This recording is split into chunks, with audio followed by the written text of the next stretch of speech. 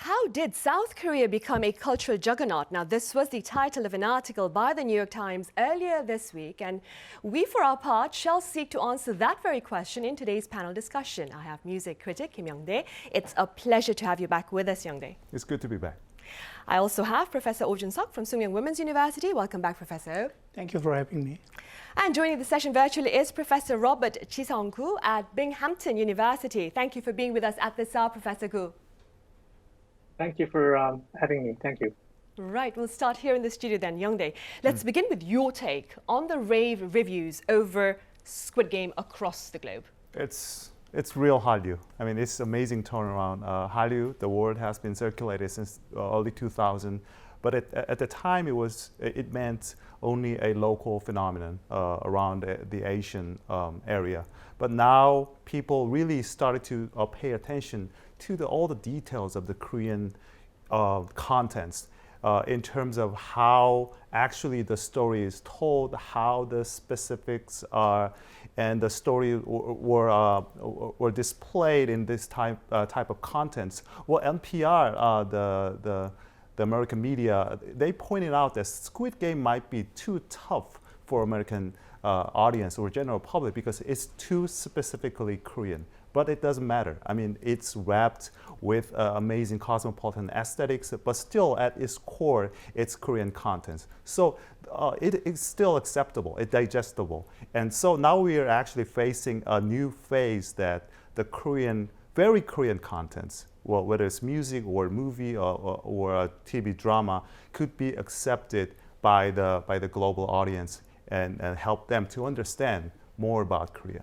Right. A lot of the themes inside the drama, of course, were also very universal, right? Absolutely. Now, Professor Koo, you teach Asian American studies in the US and you're also a Korean American residing there. What is the most frequent question that you get related to Korean entertainment content? Yeah, well, I've been getting a lot of questions recently about Squid Game. The Squid Game moment sort of reminds me of the frenzy around Gangnam Style about 10 years ago, when a lot of people were puzzled about exactly what was going on, who is the side guy, what is Gangnam. Well, both Gangnam Style and Squid Game are somewhat of an anomaly, I think, or outliers within the respective genres of K-pop and K-dramas, especially when we think of audiences outside of South Korea. The questions I've been getting about Squid Game's massive popularity varies depending on who's asking the question. For those who are already somewhat familiar with Korean content, especially Korean dramas, the question is, why Squid Game? And among those who has never seen K-dramas before, and there's a lot of people who haven't, the question seems to be, are all Korean dramas this violent and intense? The answer, of course, is no. Some of the most internationally popular K-dramas over the past 10 years have been sort of the opposite, meaning wholesome and sugary sweet. And I'm thinking about immensely popular K-dramas such as Jewel in the Palace, Winter Sonata, Full House, Coffee Prince, Boys Over Flowers, and Crash Landing on You, and so forth. And in this sense, Squid Game seems to be something very new to the global audience as far as the style and content of K-dramas are concerned. Right. And Professor, according to New York Times, for years Korea's reputation has been promoted by its cars and cell phones, while its movies and music has appealed largely to regional fans here in this part of the world. Now, this is no longer the case, and having said that, what do you think is the value of Korea's Hallyu? Yeah, nowadays Hallyu become sensational, and Squid Game, as Professor Koo commented, it was a kind of a big success. But now let's come down to the economics. From the perspective of economic sense, Korean culture might be a game changer in two respects. First, Korean culture became the global soft power. Soft power stems from the attractiveness and then the credibility of its culture, social norm, or the value. Which means that there might be friendly terms with international relationships, which means that expanding the foreign market. Secondly, Korean culture also take the role of it is an innovation driver of the diversity. the source of uniqueness and then competitiveness of the product in the global market. Till now, Korean government try to change their trade policy to the trickle of growth, which means by dynamics of diverse startups or the entrepreneurs, and then they try to gain competitiveness. And then before that, the Korean government to pay attention only to the top-down growth, which is driven by some of a few of the family-owned conglomerates. So by way of this kind of diversity, that startups and entrepreneurs or even ventures, they got a chance to expand their market opportunity, and not to mention of risk management also. But for all the glitz and actions, though, the entertainment industry has been dropped by the vast manufacturing sectors due to COVID-19. But this time, it was so different. And then it has proved the possibility and potentiality of content export, partly, of course, due to COVID-19. Right, and new platforms, of course. Right. Youngdae, speaking within your capacity as a renowned critic, what can you tell us about the economic effects of Korea's cultural contents? I'm not sure that's a renowned thing, but anyway. Well, Professor Oh would come up with more detailed numbers, but for me, the ripple effect is not just about, well, BTS or Squid Game, but what comes next after them. Because BTS in K-pop is a really critical being, and they function as a kind of a thing that make people believe that this is the thing. I mean, this is the kind of direction that we're looking for. And they're already started to, trying to find more groups like BTS and what's next and what's the next BTS. Squid Game, same thing. Squid Game, well, in general, Korean TV drama at this point is quite underrated and underappreciated in terms of the number, the price and rates. So these are quite a good. The period for Netflix and other OTT company because Korean content is quite underappreciated at this point. So so we're talking about the numbers, but the real effect, ripple effect, is not about Squid Game and BTS, but the culture and the product that could come, after it. Right, Yeah. our potential essentially Yeah, then in the definitely. future. And Professor, what more can you tell us then about the broader economic gains amid the global popularity of BTS, Squid Game, Parasite, and so forth? Always economics is boring. There are two pillars of economics. One is creating value, try to ignite the economic cycle. And then what's next is about measuring the economic effects of those kind of value. It is very hard to tell because it is not a matter of guessing, but it should be proved by fact. A study by Korea University showed that the economic effect from a BTS concert held in Seoul in 2019, only one concert amount to over $790 million. And a decade ago, the Korean wave strategy to turn cultural export into GDP boosting, including games, movie, music, publishing, and even TV shows, jumped to 6.3% last year.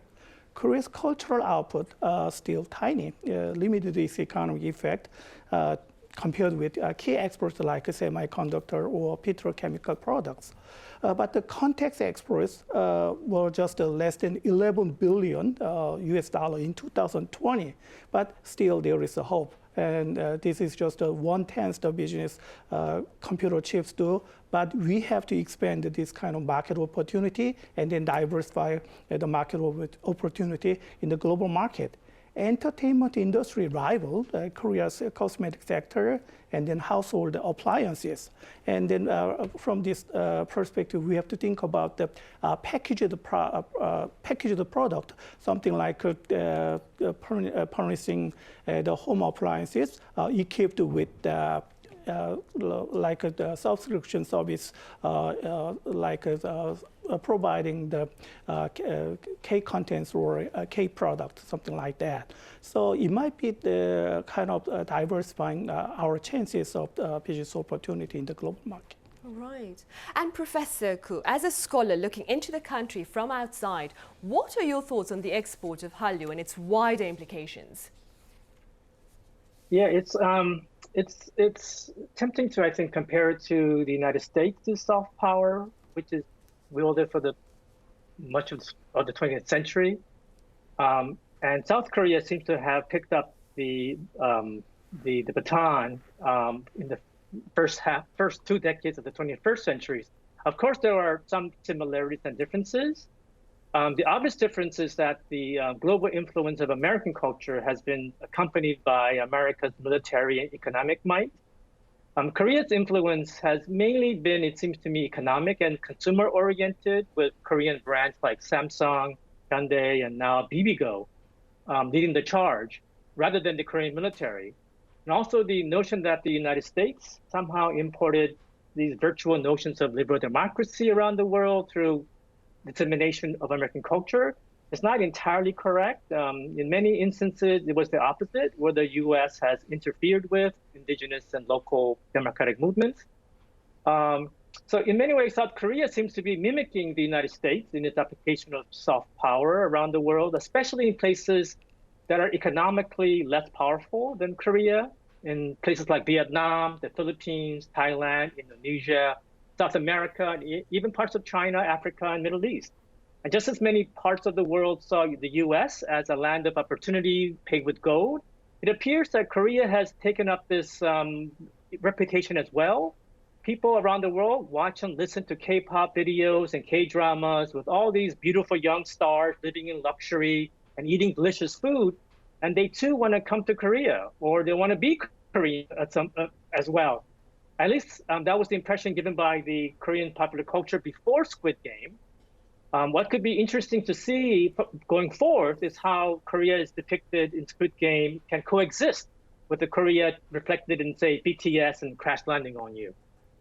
Right, and staying with Squid Game, Professor Koo, you earlier mentioned about how people in the US who were more familiar with Korean cultural contents asked you, why Squid Game? What was your answer? My answer is that I think the Korean dramas that are exported internationally has caught up with Korean cinema.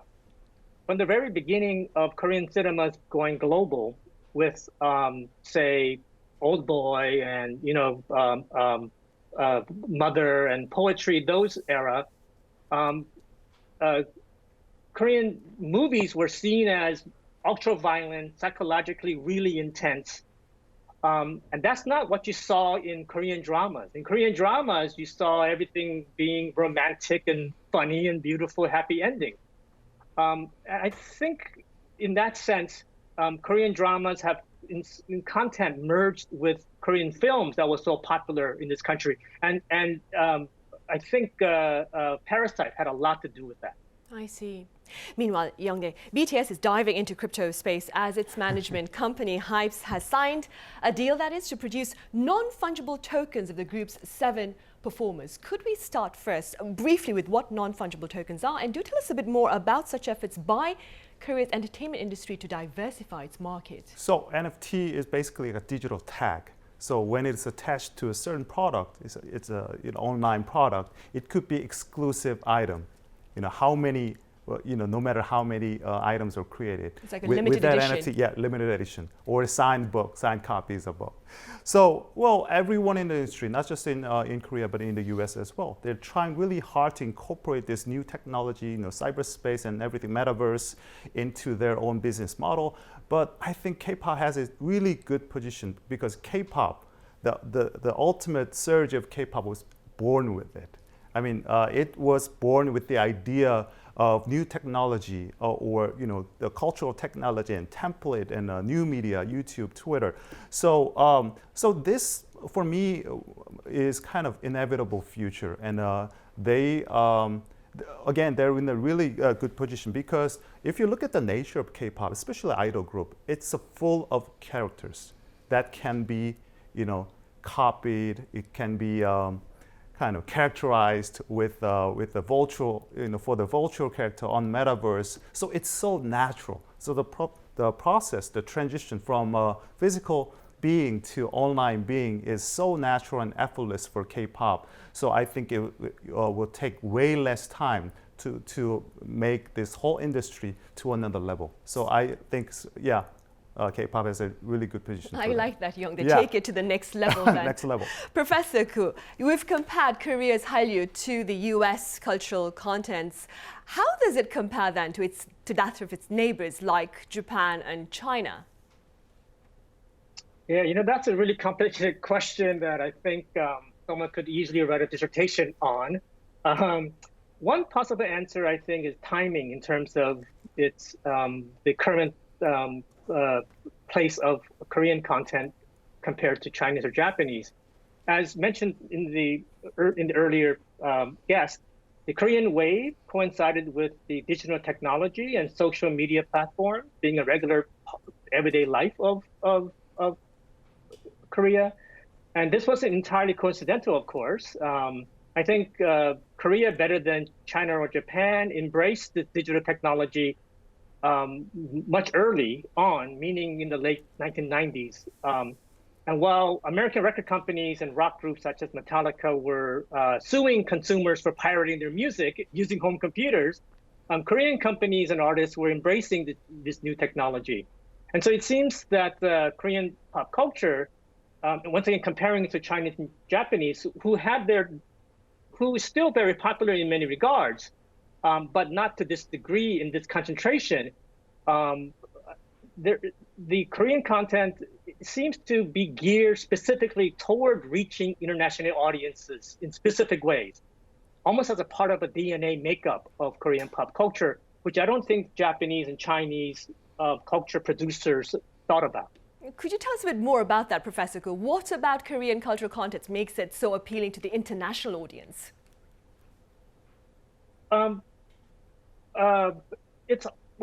It's hard to explain. I think it was an easing of it. I think the ground was softened by earlier successes of groups like Big Bang, which had a huge following.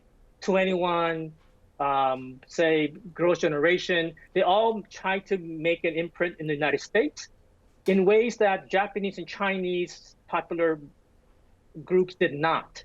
And so there was an effort by, I think, Korean culture producers and the industry to conquer or to try to reach American audiences in ways that the Chinese and Japanese did not. And I think it's paid off. And Netflix getting into the act. Now I'm told that Disney Plus will start carrying Korean dramas as well. And so it's a matter of time. I think this is just going to get bigger and bigger. That's how I see it. 10 years ago, people were predicting the death of Hallyu. I remember reading American press. All the coverage of American music critics was that the K-pop was this awful music that would just die out. But of course, we see that was entirely wrong. Right, we've come out stronger than ever, of course. Professor some market analysts say, this is something you mentioned as well, Hallyu may serve to boost consumer spending on related products and more. Tell us a bit more about this. As Professor Koo commented about the reason to gain popularity, the timing, and Mr. Kim commented about the development of technology and the metaverse. And I'm talking about the marketing. From the perspective of marketing, the very important is establishing modus vivendi, mode of life, consumption pattern in the daily life is a top priority and a marketing strategy. So in a way to gain those kind of modus vivendi, what is important is cultural awareness and then understanding the difference on condition of in sympathy with the global customers.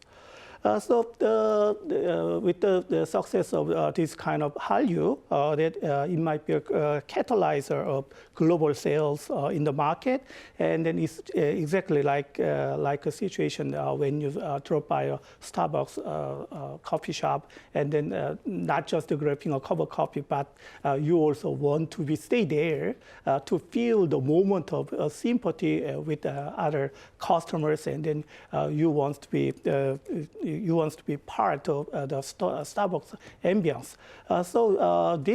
This might be kind of a success of a marketing strategy, and the Korean Hallyu, it is a good opportunity, good chance for the Korean companies to get the most use of this kind of opportunity. Right, and making most of the opportunity, Youngdae, my colleagues Sungyeon mentioned this earlier on, but there is talk about the need for local platforms to share local productions on the international stage. And having said that, what measures do you propose to ensure continued success of Korea's Hallyu on the international arena?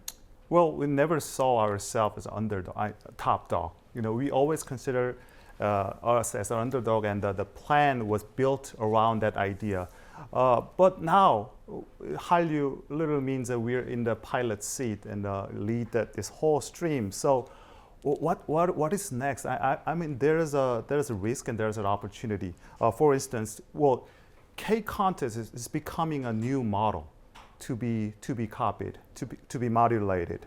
So, if everyone started to copy this model, whether it's business or cultural model, then how do we manage our control over that? Well, many months ago, it was reported that Netflix never paid extra money to Squid Game step because it was one-shot deal, so they never have to pay the extra fee because of the nature of the distribution deal. So I think that's another problem. But again, how do we manage ourselves to be in that position in trying to having a consistent control over the contents, over the business deal, and that's probably the gist of our future. Right, those are the tasks that need to be tackled. Yeah. All right, Youngdae, as always, thank you very much for your thoughts. Professor Oh, thank you for being with us today. And Professor Gu, over in the US, thank you very much for your time and your thoughts.